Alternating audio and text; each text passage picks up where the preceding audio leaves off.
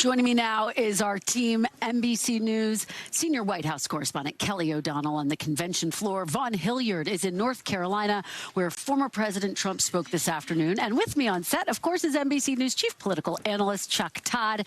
Kelly O, let's start things off with you. You have been reporting on what we can expect to hear from Governor Walz tonight. Obviously, his challenge is really filling in the blanks. Who is Tim Walz? What are you hearing about what we can expect to hear from him? Well, Christian, advisors tell him to acknowledge that. Treat it like a blank slate, that the country probably doesn't know much about you, so tell the whole story. And they will do that in a couple of ways. They will emphasize his life of service as a teacher, as a coach, as someone who spent 24 years in the National Guard and then chose to serve in Congress and as governor of Minnesota. Part of what will be different is they are not having Gwen Walz, who is his wife and the First Lady of Minnesota, introduce him. Instead, they'll have a student do that, and they are having Gwen Walz narrate a video that will tell us a lot of those pieces about the dad, emphasizing the rural roots, and some of the personality stuff to introduce Governor Walz in a way that they hope will be relatable. We were able to get an exclusive advance clip of that. Here's a portion of it. Then Tim's students inspired him to run for Congress in southern Minnesota. Tim spent a lot of time working with Republicans, fighting to help farmers and expanding veterans' benefits.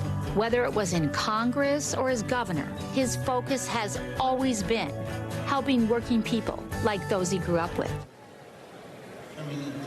Part of the intent is for Tim Walz to be someone who can speak to rural parts of the country, the blue wall states, and to be someone that is relatable in some ways that maybe Democrats have had a harder time trying to attract, certainly in the Trump era. And part of his challenge will be to also make the case for Kamala Harris. So expect that to be a big part of what he needs to do tonight. I'm told it will be a personal speech and a patriotic one, and it will certainly be one of the biggest nights of his life. Kristen? It certainly will be, Kelly. You know, it's interesting because Governor Walz and Vice President Harris didn't exactly have a very close relationship prior to her picking him to serve as her running mate. Where do things stand now, and how will that be on display tonight, Kelly?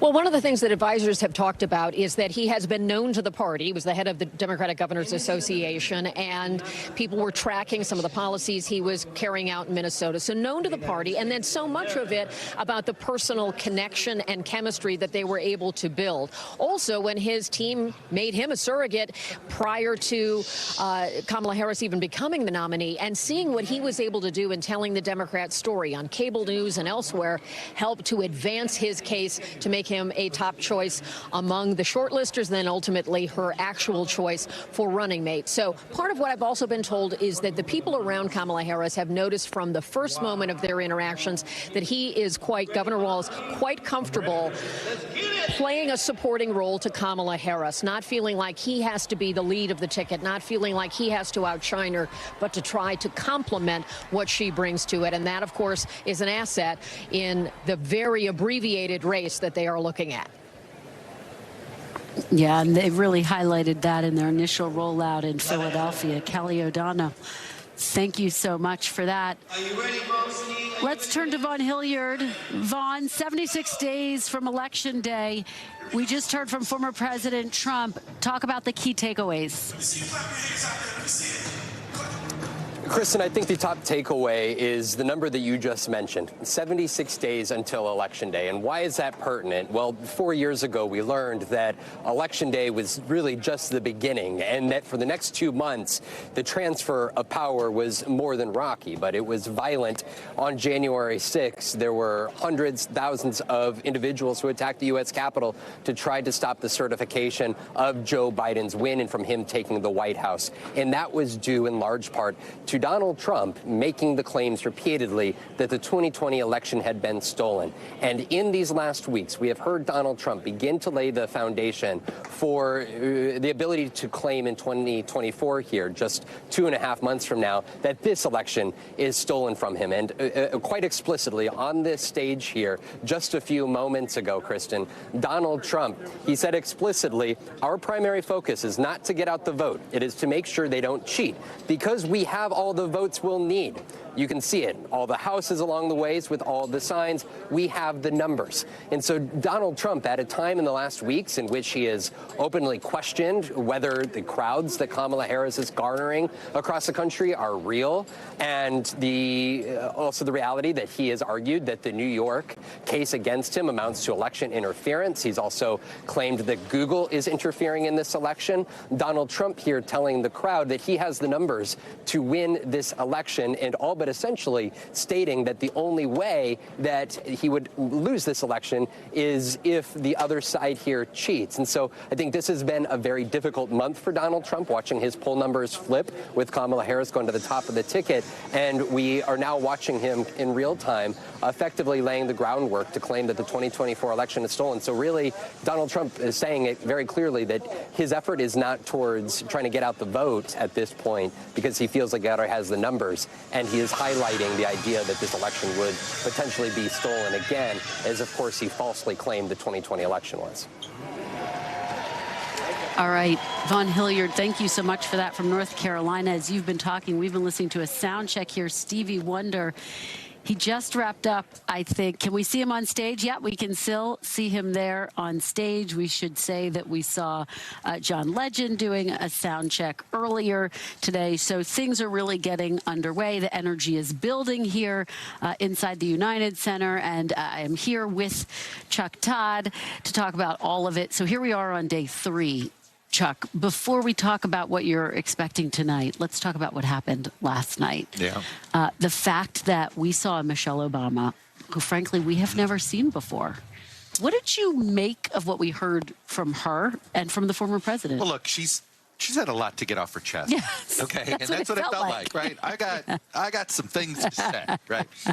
And we also know that there's a personal issue between her and the Bidens.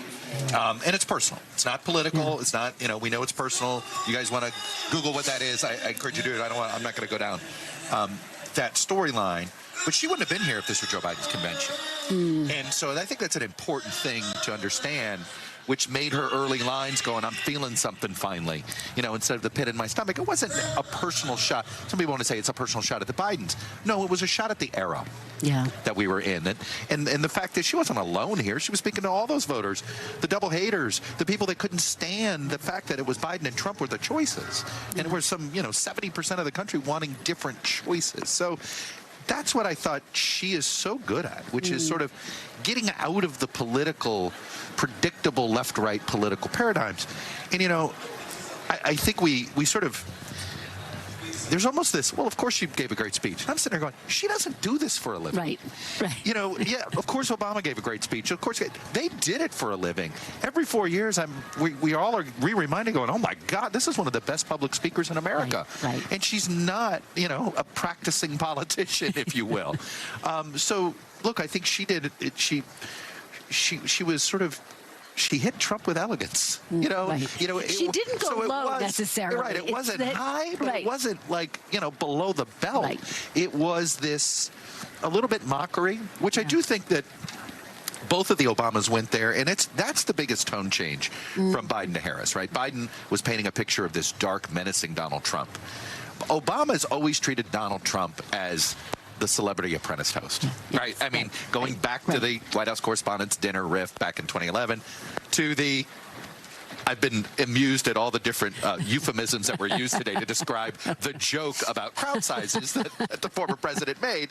And the gesture that accompanied it. Yes, and it was probably something a lot more people on television saw perhaps than some people in the room fully. You could see it was sort of like an on the way Homer, right? That's where some of them got it later.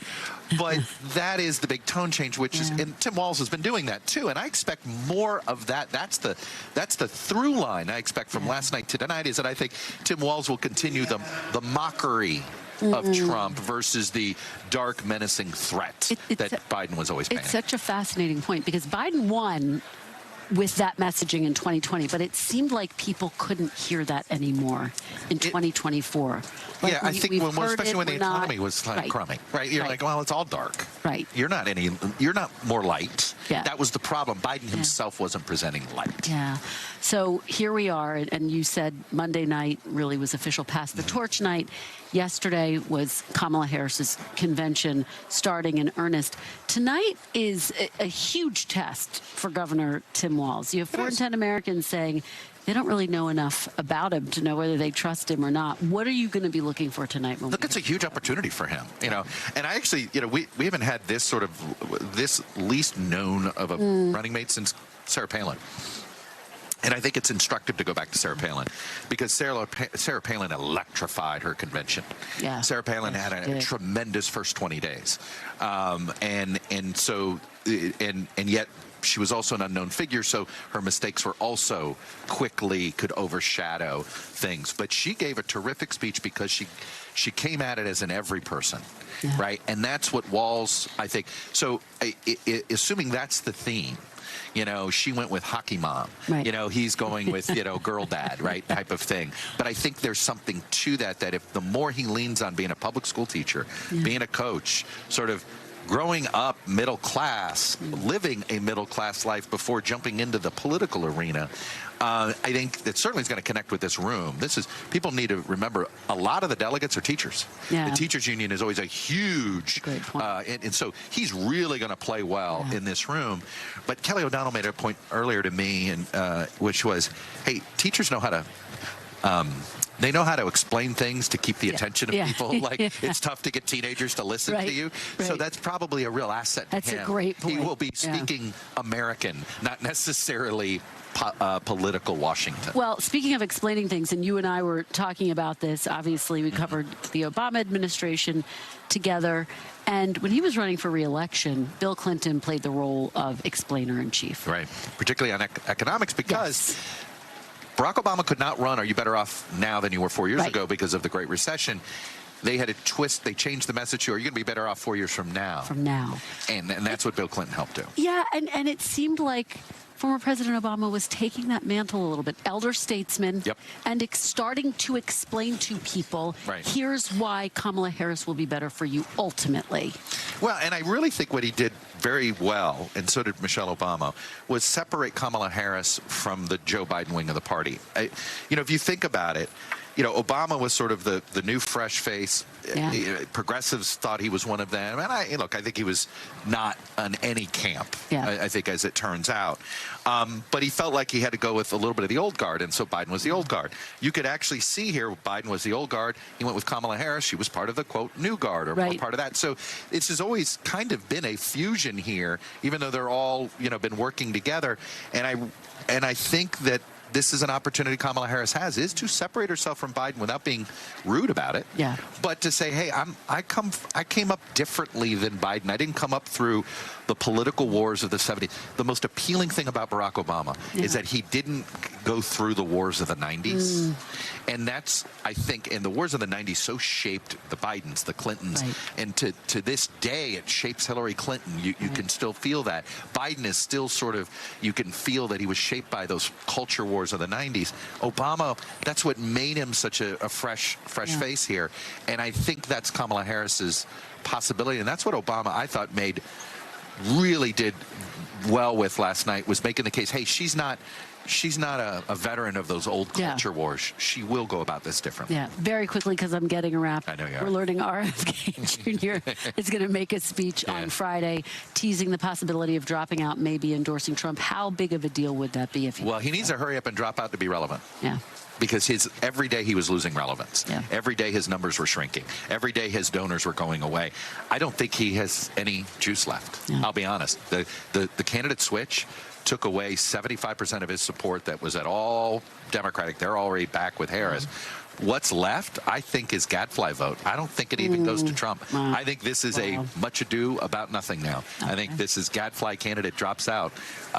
There's only coverage if we choose to cover it. Well, you called it first when there was a change at the top of the ticket that the third-party candidate just all go away. And it's mostly, there's always going to be 2 to 4% of the people not wanting major part, but that's the norm. Yeah. All right. Chuck, great to see you. Nice we'll be watching together we'll tonight. Thank you, for sure. Thanks for watching. Stay updated about breaking news and top stories on the NBC News app, or follow us on social media.